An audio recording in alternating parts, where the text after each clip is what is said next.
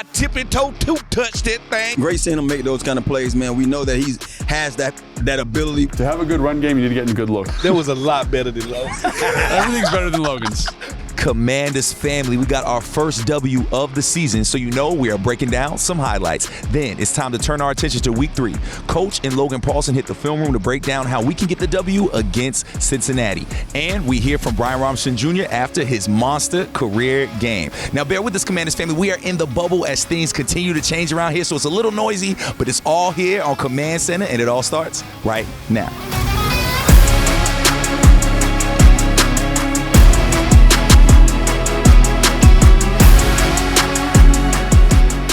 Welcome in, Commanders family, to Command Center. I'm Brian Coble Jr. here with Santana Moss, Fred Smoot, and the legend, Logan Paulson. Fellas, we was all out there for week 2 at the crib, Northwest Stadium, and we got that W. Not only did we get the W, we are number 1 in the NFC East. How y'all feeling? I feel great, man. I feel great. I think, Fred said it earlier, the sun was out. The fans was out. It was just a great vibe in the air already. And you know how that is. When you're a football player, you get a chance to feel the way that those guys, I'm pretty sure those guys felt walking into that tunnel, going into that locker room. They got out of there with a W. So I know they got a great mindset now going forward.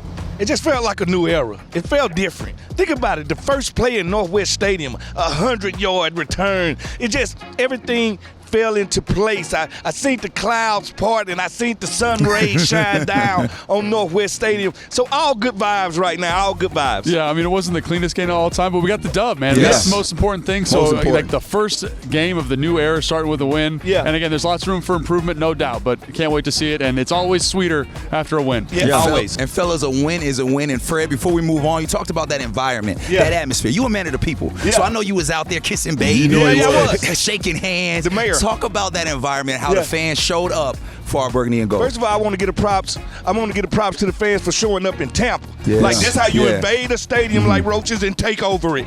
Then we come back home and guess what? Drown the Giants fans out. All right. Yeah. Thank you for giving us that home field advantage that we haven't felt here for a long time. Wow. Thank you for giving Jayden Daniels, letting him know how it feels to have a home field advantage. And it just feels like the return of Washington football. And we love that. And you know what? When you're number 1 in the NFC East, that means you got a ton of highlights. So let's get right into that, fellas. It's time for Top 5, presented by UA Local 5 Plumbers, protecting the health of the nation's capital since 1890. And fellas, we cannot have highlights without showing off our guy Brian Robinson Jr. It's not just one play, it's not just 2 plays. We have a plethora of plays of Brian Robinson Jr. having a career high game, fellas. Yeah, I mean, just the way he ran the ball, the vision, the balance, and the way the O-line blocked, too, man, was just fantastic in this game. And the power that he finished runs with was just awesome to see. I was going to say, just the way he finishes, man. Every time he finishes, Fred said it best, man. Somebody's running to that sideline, you know? Yeah, at the end of the day, he's a mean man.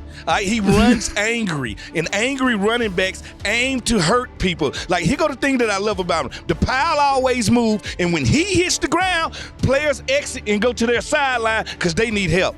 Tanner, I thought about you on that run right there where he broke off and got caught, man, because I was like, you know what? He need to zigzag, do something. I'm weaving and I'm going to make sure I make it to that paint dust. And next up, we got Zach Ertz, a guy we were all looking forward to seeing in his first NFC East matchup against the Giants. Look at him. What a play, man. Just taking that ball. What a play. Hey, Ertz is slowly letting everybody know what he came to us for. I mean, he's going to be, in the end, he's going to be one of those tight ends that we say in this division that's up there, because one thing about a quarterback, they look for that safety net, and he's just that. Oh, most definitely. And he's proven to the league, I got a lot more plays and a lot more gas left in this tank. I can make any play. I can make it on the outside. I can make it on the inside. And he's crafty. That's when you know you're dealing with a veteran tight end. Talking about making your quarterback right, man. Make him right. Great play.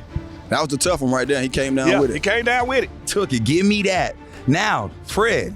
We know you like them defensive plays, baby. I do. We got a good one here. This is a forced fumble by nobody other than Benjamin St. Juice. This is what he does. This is how he gets his turnovers right there with that peanut punch, all right? Because famously named after cornerback from the Bears. He knows how to get the ball out. First of all, secure the tackle, aim for the ball. It takes a lot to get this ball out of his hands right here. Kudos to St. Juice. And fellas, it was really a coming out party for Benjamin St. Juice. Yes, he gave up a few plays, but he made some huge plays. Here's another big play by him breaking up a beautiful pass to Malik Neighbors that would have been a touchdown. Not today. That's what that swat down means right there. Maybe tomorrow, maybe at practice, but not today. Yeah, great seeing him make those kind of plays, man. We know that he has that ability with that size. Been waiting to see him do it for so long, and hey, he had a game, his second game of the year. Fred, how does making a play like that affect the confidence of a defensive back? Well, it's everything. Like, if you got the yips and you ain't made a play, to see, it's like watching a three-pointer go in if you're a three-point shooter. Once you see it go in, you know it can happen over and over again. I would have just told him right then to tell Malik Neighbors, I wish you got pockets in them pants because you ain't using them hands today. And somebody that wasn't shook at all and didn't have the yips? Austin Seibert. Oh, 7 for 7. Can you believe that? Just 7 field goals. The first week he gets to play in the game. Chip Lowmiller hit 5 in one game for us, but they was all over 50 yards. But 7, that's unbelievable. Yeah, and just new team, new environment, new holder, new snapper. The whole whole thing, man, for to be that consistent is fantastic. So many things new, man. You have a guy that coming into the building for the first time that week, and then to go out there in the game and have that much of an opportunity to go out there and win it for us, and just that. He put his stamp on it. I told him, no pressure, but the pressure is really on. You know what I'm saying? You set the bar pretty high. Real high. And he stepped out in that death row shirt. Oh, my God. Was ready. He came ready knowing he was going to hit 7 for 7. Great game for Seibert. But you know what? Another guy that had a really strong game, Jayden Daniels. Let's hear from our QB1. Y'all seen it today. B-Rob did his thing. Eck did his thing out the backfield. So having those two in the backfield with me, knowing in pass pro and in the run game, you got guys that could take a 2-yard gain, break some tackles and take it 60. But we have a winner in Washington. Okay. How about it? Something we can all agree on. Austin Eckler gets the scepter. Austin Eckler, known as PFP, pound for pound, the strongest player in the NFL. Open space, Austin Eckler 30, 25, 20, 15, 10, flies into the air, comes out around to the 5. This is an incredible aerial assault. This is amazing. This is a Masvidal in MMA. Fellas, 31 of 32 teams have received that Angry Run Scepter Award, except for us. But now that has changed because of Austin Eckler. Man, how cool is it to see him get this kind of love on a national level? Oh, it's great. I think, get ready. We got, how many more games? 15 of them? It's going to be more of those runs from those two guys, man. Both of those guys run with that kind of tenacity every time. So I'm looking forward to seeing us on there again.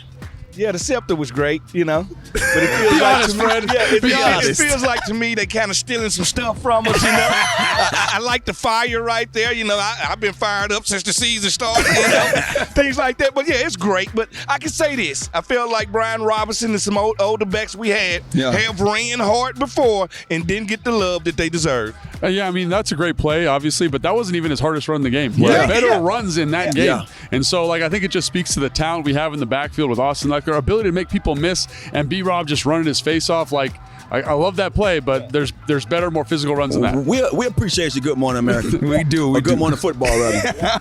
And you guys mentioned Brian Robinson Jr. Well, he is just coming off of a career game. I got to hang out with him on the Next Man Up podcast to talk all about how he got that career game. B-Rob welcoming Brian Robinson Jr. as our Next Man Up. Brother, how you doing, man? Good, man. How you? I'm good, brother, man. I love seeing that smile, man. It's something we have seen all season. Let's talk about that career game. 133 yards, brother. After everything you've been through in your life, man, how special was that moment for you? Oh, man. It's special, man. Put in so many hours, man. So many hours of work. Just show up, and, to be able to, get the opportunity to do that, it's special, so I'm thankful, to still have the opportunity to go out there and compete at that level. So, I just expect to build off of that, Now that you've been away from it for a couple of days, it's been a few days since Sunday. Is that your best moment in football so far? I'm not sure if that's my best moment. That was a great moment for me, but I'm not sure if it's my best moment. I looked to, make so many memorable moments in this game, and shit, I'm looking forward to the next one. Yes, sir, man. And we talk so much about that duo that is you and Austin Eckler, and y'all are getting national love. I think Austin Eckler got a scepter for a hard run, and you honestly were mentioning that as well. Does it feel good to get that national recognition after already doing so much in 3 years? Yeah, man. For people to finally start recognizing, what we got over here. Obviously it feels good. We've been getting, looked over, over here, and now for them to finally start recognizing, that, we something serious. It's great too. Are y'all the best running back duo in the NFL? I believe we are. I'm a bet on us. Every day of the week, twice on Sundays. So that's just what I believe. And have they really seen who B-Rob is yet? Have the fans, have the national media, have anybody really seen what Brian Robinson's capable of yet? I still don't believe so, man. So much left in the tank, man. In the run game, pass game, balance between it all. So much left out there. It's gonna come. It's gonna come a time when I'm be able to really just put it all out there. Great to hear from B-Rob, and even better to see him excel in this offense. Right now, he has 29 carries, tied for 15th most in the NFL, 173 yards, which has him in the top 10, 7th in the NFL, and 1 touchdown. He's also shown his versatility with 4 catches for 52 yards. Now, it's time for your can't miss moment, presented by FanDuel. Make every moment more with FanDuel, an official partner of the Washington Commanders. Fellas, week 3 is upon us, our primetime matchup against the Cincinnati Bengals on Monday Night Football. And Tanner, since you know a thing or two about primetime, I'm going to start with you. What do you want to see in week 3 that you liked from week 2? I think for starters, I want to see us to continue to protect the quarterback. I think our offensive line has been doing a good job these past 2 weeks. But I think one of the things, the way you protect the quarterback is by allowing our run game to establish itself. And I think that's something that we saw that played a big role in our success last week. So if we can do that, protect him in the passing game, but also establish the run, that's going to allow our quarterback to sit back there and have one of those games that we're looking forward for him to have. Yeah, I think that's a great point because obviously the Bengals have Trey Hendrickson, who's one of the best pass rushers in the NFL, and he is a problem in and of him by himself. And so we got to figure out a way to account for him. I think you also got to give credit to Cliff, right? He's done a great job over the last 2 weeks of calling really efficient football games to help the young quarterback, but also insulate the offensive line. And this defensive coordinator for Cincinnati does a great job bringing pressure on early downs. They disguise their coverages. So what does Cliff have in store, again, to help those two groups you just talked about, Tana? I can't wait to see. Yeah, I just think we got to make them one-dimensional, especially when they're on offense. When Burrow and Chase is out there, you got to ask yourself, would I rather Burrow and Chase do the damage, or would I rather for the run game to do the damage? We was talking earlier, and I think we all agree that I'd rather for them to force the issue with the run game because I don't think it blows the top off the defense like they do in the pass game. And I know that sounds crazy, but I don't want their best players touching the football. Who's their best player? Joe Burrow and Jamar Chase, right? So I want that running back, Moss, your cousin, right? Exactly. I want him to get as many touches, get him as many touches as he wants. I don't care. He rushes for 150, but those other guys can't hurt us. And then to that point, Fred, if there's one person that can't hurt us, it's Jamar Chase. Make those other pieces, Gesicki, the kid from Oklahoma, whatever. Alabama, Burton. excuse me. Burton, Make those guys hurt you. Like, make them make plays. They haven't shown that they can consistently do that. Are you not afraid of them shorting the game if they start to dictate it by the run game? You're not afraid of that. Well, to me, it's a game flow thing. I want that type of game flow if I'm the Commanders. Because what did Tana say? What's the first thing he said? We got to run the football. And the only way we can run the football is if the game is in a reasonable scoring striking distance, right? So how do we make sure we manage that? I don't care. Run the football. And then when we maximize our possessions with us running the football and maximize our offensive possession. And with all that being said, too, I just want to see our team continue to grow together. I think that's something that's going to probably take a little time. People are looking forward to seeing us win right now and win early. We all are, but we also want to see this team come together. And I think the more they come together by the reps they take week in and week out, then we can see a better, output out there from both sides. And Logan, these games are all about matchups, and there's some injuries that the Bengals are suffering. How does that affect this game?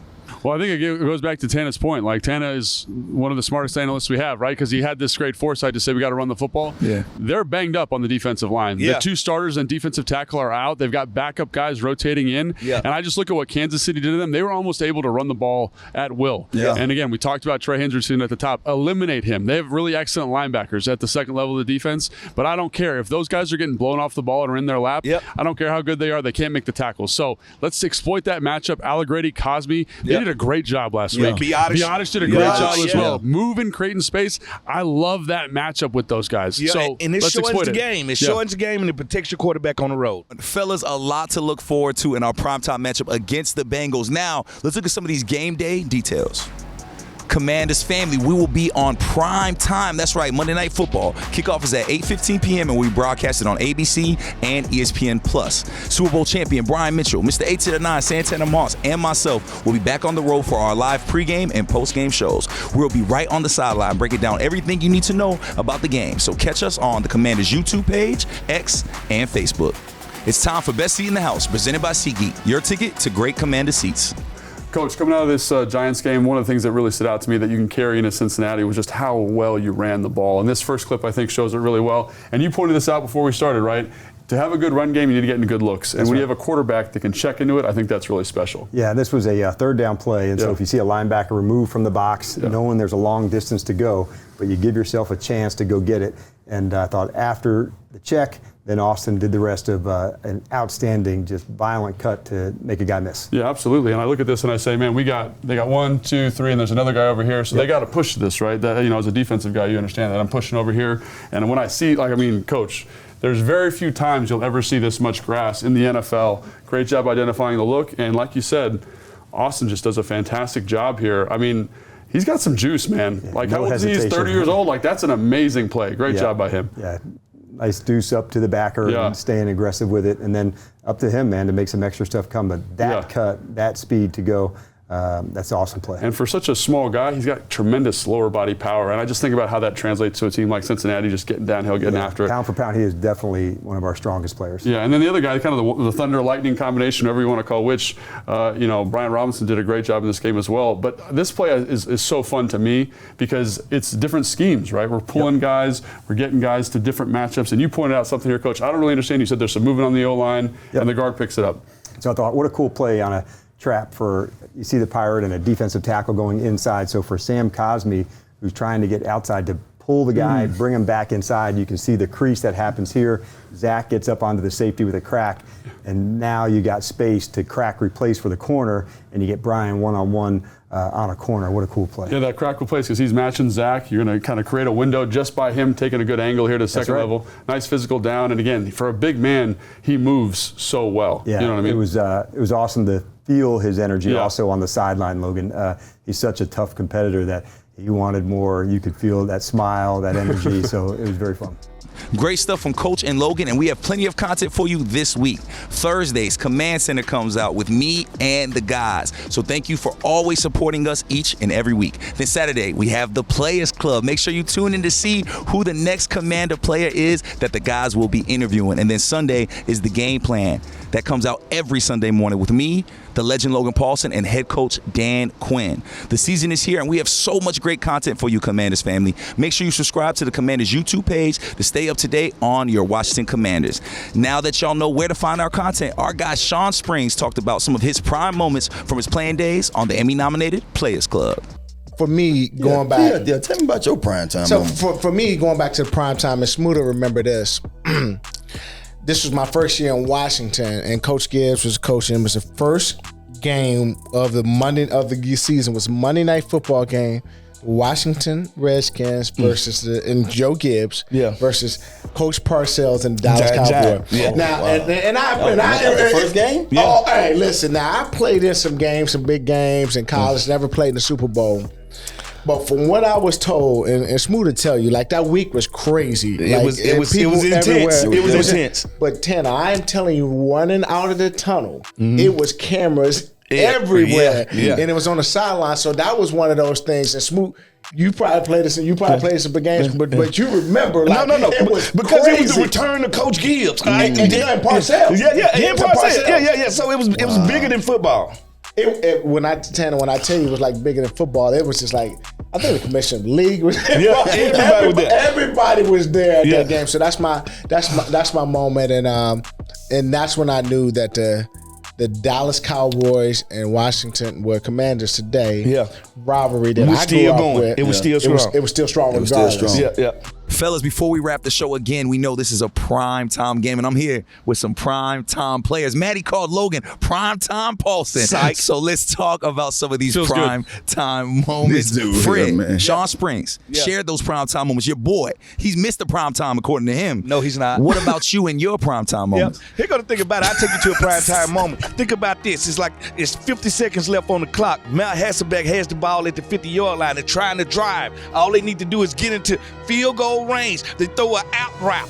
I tippy-toe touch that thing against Coach Ingram, all right? As I caught that thing and leaned over to the sideline, walk-off interception. I got up and ran out of there and just ran right into the locker room. Deuces. Did you really run in the locker room? Yeah, I did. That's pretty big time by you. It's big I time. remember that. Logan, I know every game for you was a big game Yeah. and how serious you took it, but what about those primetime games? So yeah, we had a game against New Orleans in 2012, and it's a 4-minute drill. And if we have to punt, the game's like New England will have New Orleans will have an opportunity to come back and score. And I had a little drift route. Robert fires in there, caught a first down, and was able to take a knee after that. So that was kind of a cool moment for How me. many yards was that? It was like 15 yards. It was good. Pretty prime Did you have a time. first down? No, Did you no have a first down. I just was trying to fight everybody on the field at the time. But yeah, it was a cool play for me to kind of seal the win in Robert's first game, and you know that dome down there was bumping. So great That wasn't environment. that good, but Now Cowboy Killer, man. I'm sure it's hard to think of a primetime play because you've done so many. Which one you got for us? Well, I'm not gonna talk about the one they want to hear about. How about that? I'm gonna be him today.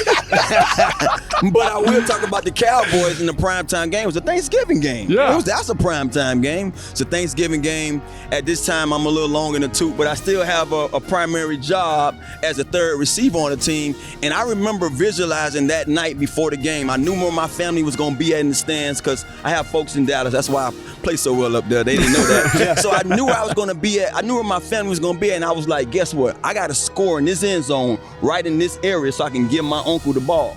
And it was like I drew it up. I saw it going that way. I said, I gotta score. This is the drive to score. Right before the half, we got the ball back. Boop, I scored a touchdown. And y'all see that play when I'm doing like this, pointing up at the stands and telling my uncle come get the football. that was a lot better than Logan. Everything's better than Logan's. Primetime players make primetime plays, and all of us will be there for game day on Monday Night Football to give you your pregame and postgame content. Until next Thursday, Commanders family, this is Command Center. We out.